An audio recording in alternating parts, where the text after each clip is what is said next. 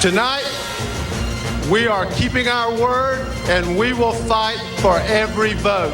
We are convinced that President Bush has won re-election. Good morning. Another presidential election in question. President Bush's team declares victory, but John Kerry's campaign says it's not conceding Ohio. It wants to wait for all the votes to be counted today, Wednesday, November 3rd, 2004. From NBC News, this is a special edition of Today, Decision 2004, with Katie Couric and Matt Lauer, live from Democracy Plaza. And welcome to Today on this Wednesday morning, the morning after the presidential election. I'm Katie Couric. And I'm Matt Lauer, here with the Marathon Men of NBC News, Tom Brokaw and Tim Russert. Nice job last night, guys. Yeah, you all must be exhausted. What a roller coaster, huh? Staggering across the finish line is the best way to describe it, I think. We're not there yet, apparently. No, we're not. Anyway, let us give you an idea of where things stand right now for those of you just waking up. According to NBC News projections, President Bush has 269 electoral votes to John Kerry's 238. Of course, you need 270 to win the presidency, but the president's chief of staff, Andy Card, says by their count, the president has at least 286.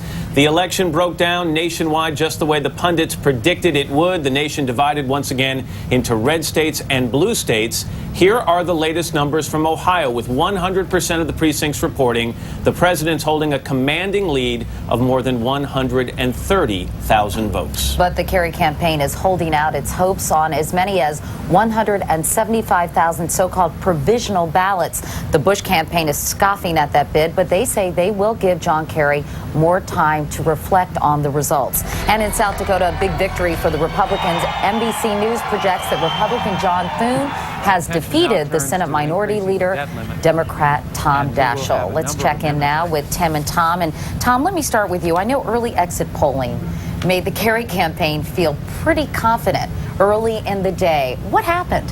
What happened is that the exit polling, which we did not report on the air, I'm happy to say, was distorted. It was distorted in favor of more women and more people who were inclined to John Kerry, and it didn't pick up what I would call the young conservatives. Richard Worthland, who was Ronald Reagan's pollster, told me about 10 days ago, he said, what's quite remarkable is the depth of the Reagan generation.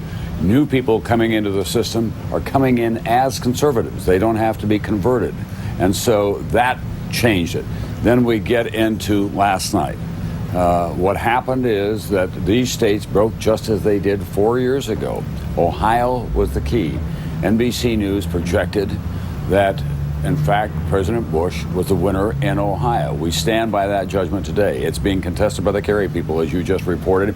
As a result, we're not going to declare any more states or declare a winner in this race as long as that issue is outstanding. Finally, let me say, Katie, and this is really important, that we believe that we made the right judgment. But if we made the wrong judgment, it would not alter this presidential race.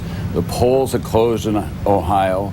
All the voters had made their decision. He has a 136,000 vote lead now over John Kerry, and there will be at some point a declaration of the winner. It's just not going to come from one of the networks this time. Mathematically, Tim, explain to us and to our viewers why the Kerry campaign still believes it has a shot with these provisional ballots and how likely you believe that is. Katie, they have, in fact... Let me move my coffee. Get this thing going here. There we go. The Kerry camp leads Michigan, Wisconsin, New Hampshire are all in their camp. 252 total electoral votes. They believe the president, we say 269, they say take off Ohio because that's contested. 249 plus Iowa, Nevada, New Mexico. So Bush would have 266, Kerry would have 252, and whoever wins Ohio is the next president. It would give Ohio would give Kerry 272 or Bush 286. Having said that, though, let's talk about the returns. And if we show a graphic, I think, Joe, we can put that up. Right now, as Matt mentioned earlier, isn't the president ahead by 136,221 votes? Good, I got that right. Okay, so having said that, with up to 175,000 so-called provisional ballots, which will take 11 days, I guess, to count, it would take a pretty overwhelming majority of those ballots. Well, you would need about an 80% rate. Which would be completely contrary to what's happened in the state already. Yes, and also you have to include overseas military absentee ballots. But I understand there are only about 5,000 of those, right? But the Republicans believe they're very much disposed to George Bush. What the Kerry campaign said last night is, slow down, take a breath. We may want to contest this. Don't certify this, Mr. Secretary of State of Ohio, or we'll start litigation. My hunch is today they're going to look up, and I had one Kerry person say to me, if we were only 50,000 down, we might have a real shot at this, but 135,000 is a tough And we're going to check in with the campaigns in a second. Tom, if it weren't for 2,000, we wouldn't be hearing about this right now. No, probably not. But I tell you what it is. It's one more demonstration of how broken the federal election system really is. This landscape is too uneven. Everyone agrees on that. We've got all kinds of systems in every state within a state, no uniformity, provisional ballots. We've got to do something about this. The bedrock of the democratic system in this country is the integrity of the vote and people casting a vote and feeling that it will be counted in the appropriate fashion. Now, this is not anything like it was 4 years ago at this point, by any means. The only thing that hasn't changed in 4 years is Tim's handwriting. Sister Lucille is still hiding her head in shame. Wait, 4 years ago, Florida. This year, Ohio. Not bad. Hold on. If you can reach around and pat yourself on the back, that's good. I'm talking about the quality of the penmanship. I'm not talking about the analysis. To be continued. You haven't had enough sleep. Stop it. Let's check in with the campaign right now, or the campaigns right now. Carl Quintanilla is with the Kerry campaign up in New England. Carl, good morning to you. Good morning to you, Matt. As you mentioned, a defiant John Kerry overnight refused to concede, taking issue with those numbers and taking the nation by surprise.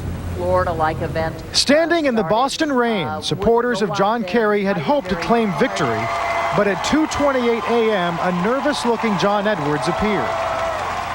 Tonight, we are keeping our word, and we will fight for every vote. You deserve no less. Thank you. By most counts, Senator Kerry is at least 100,000 votes behind Bush in Ohio, but last-minute provisional ballots are still out there. Campaign manager Mary Beth Cahill issued this statement at 1 a.m. There are more than 250,000 remaining votes to be counted. We believe when they are, John Kerry will win Ohio. The kind of challenge Kerry said earlier he wanted to avoid. I hope there won't be challenges. I hope America will vote according to the law. Last night, Kerry stayed out of sight in his Boston townhouse, talking to advisors and preparing for a possible election dispute that could take weeks to resolve.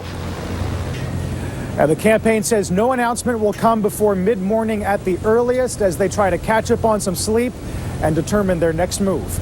Matt? All right, Carl, thanks. 8 minutes after the hour on this Wednesday morning. Here's Katie. Matt, thank you. Norah O'Donnell is at the White House this morning, where the president and his family and campaign staff have been up all night watching these returns. Norah, good morning.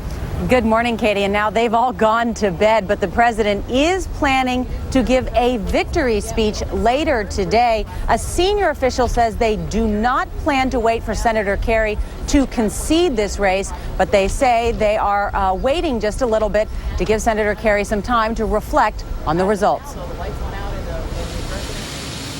It was an all-nighter at the White House, and at the Ronald Reagan Building, supporters were sprawled on the floor waiting for the president. Finally, White House Chief of Staff Andy Card appeared. We are convinced that President Bush has won re-election with at least 286 Electoral College votes.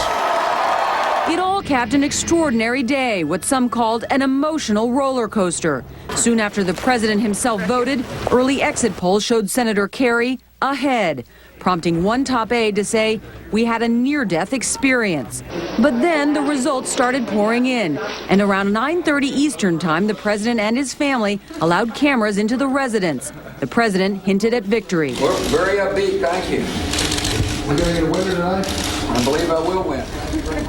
Now today, the White House says that the president won a decisive victory, noting that he has a margin in the popular vote of 3.5 million votes. They also say that this is more votes than any presidential candidate in history. Still, with those provisional ballots in Ohio, the Bush-Cheney campaign has dispatched a team of political and legal members of their team to Ohio in case Kerry contests those provisional ballots. Katie? All right, Norah O'Donnell at the White House. Norah, thanks so much. Once again, here's Matt. All right, Katie, thanks. NBC's Ann Thompson has been watching the developments in those battleground states, and in particular Ohio. She's in Columbus this morning. Ann, good morning to you. Good morning, Matt. The Ohio Secretary of State is still trying to figure out just how many provisional ballots were cast here in Ohio. With 78 of 88 counties reporting, they say that 135,000 provisional ballots were cast, slightly more than the margin of votes that President Bush leads Senator Kerry by. That certainly would seem to be good news for Senator Kerry until you consider this. Those provisional ballots must be certified. That process will start tomorrow, and inevitably that pool of provisional ballots will shrink. And then Senator Kerry would have to get an incredible majority of those votes to change the results here in Ohio. And that's what makes his task so hard. Matt? All right, Ann, thank you very much. Ann Thompson in Columbus, Ohio this morning. Once again, here's Katie. All right, thanks very much, Matt. We're joined once again by Tim Russert and Tom Brokaw, who are being propped up in their chairs at this point in time. This is adrenaline for us. I mean, this is where we take our nourishment. Let me just say something at the outset as well, because I don't think enough about this has been said. To the credit of George Bush and Karl Rove and company, they ran a brilliant campaign. I mean, the Kerry people thought going into the weekend that they had them. And Karl Rove and the president I talked to on Sunday, they knew where these states were. The president was a little too optimistic about Pennsylvania, for example. But when it came to southwestern and southeastern Ohio and other places and the cultural issues, they thought that would get them home. Well, let's talk about both those things. First, Tim, the ground campaign. You know, the Democrats have been traditionally known for their get-out-the-vote efforts, but the Republicans one-upped them this time, didn't they? They certainly did, Katie. You know, in 2000, George Bush went into the final weekend with about a 3-point lead. They think they lost some of it with the revelation of his DWI, but they also felt they were outgunned on the ground. The fascinating thing about this election was that we all talked about new registrants and young voters and get out the vote, suggesting it was a Democratic game. And what the Republicans were able to do was match it voter for voter.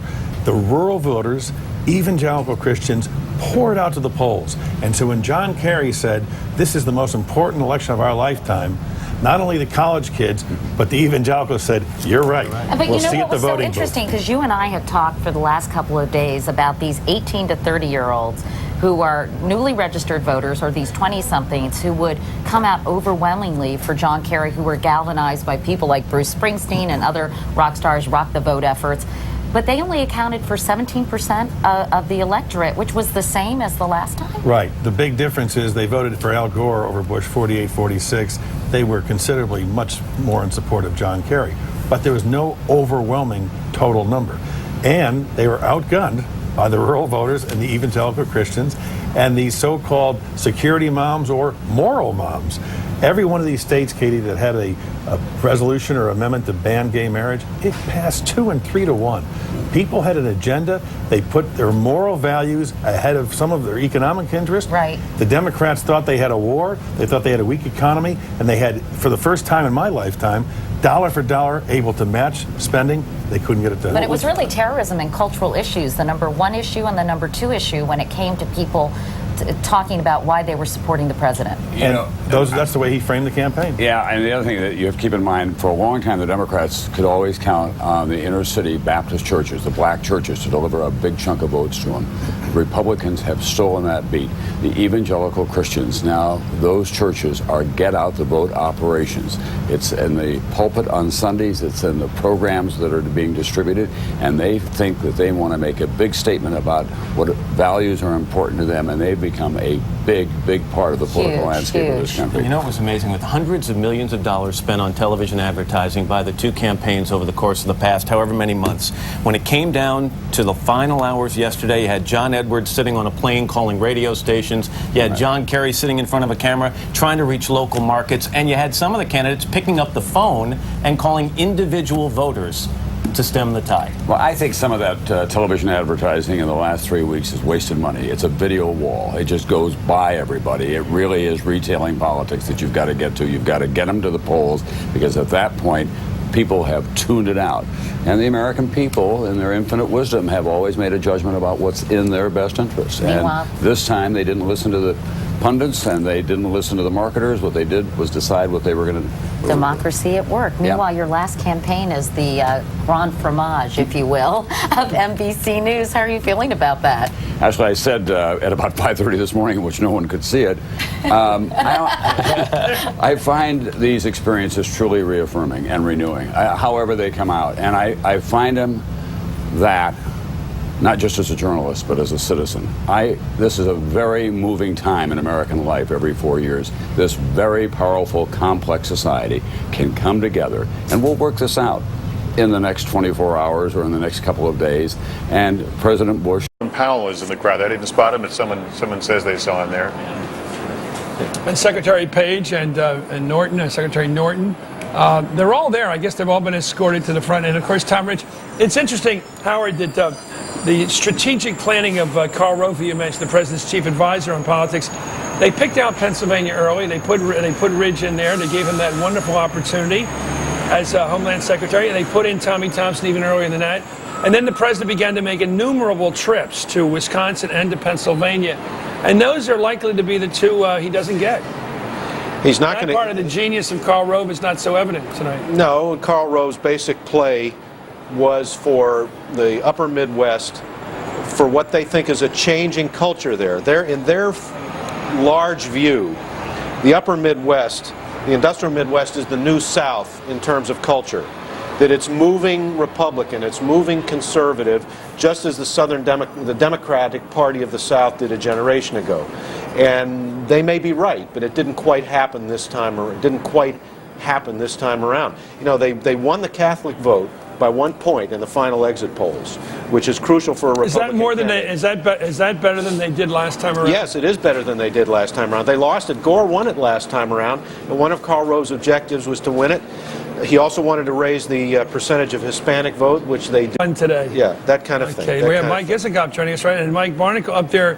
Conduct of the war on terror, over the use of commander-in-chief powers to take extraordinary measures to defend the country as the president sees fit, which have led to controversy over the Abu Ghraib scandal. These always make the history books. That's the president of the United States receiving the concession call from John Kerry. Those are... Will that make Newsweek? Well, some version of it might. And we were told that the president was sitting around in the Oval Office in the hours and minutes before that call, as thanking everybody, as Bob Kerr said, and also kind of tearing up. You know, he was getting very emotional about it all. And I think there are a lot of heavy emotions. You don't believe that TikTok, do you? I believe some of it. I don't believe it all. We try to get more than one source if we can. But listen, I think this is a big deal. Don't forget one other thing. President's victory. NBC Nightly News tonight. The battle over the... And I will work to earn it. I will do all I can do to deserve your trust. A new term is a new opportunity to reach out to the whole nation. We have one country, one Constitution, and one future that binds us. And when we come together and work together, there is no limit to the greatness of America.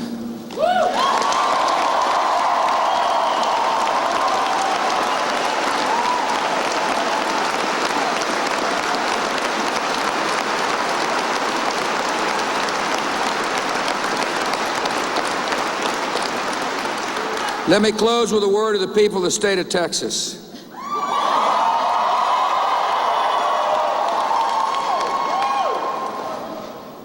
We have known each other the longest, and you started me on this journey.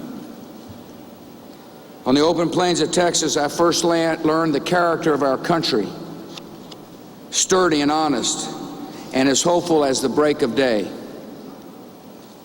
I will always be grateful to the good people of my state, and whatever the road that lies ahead, that road will take me home.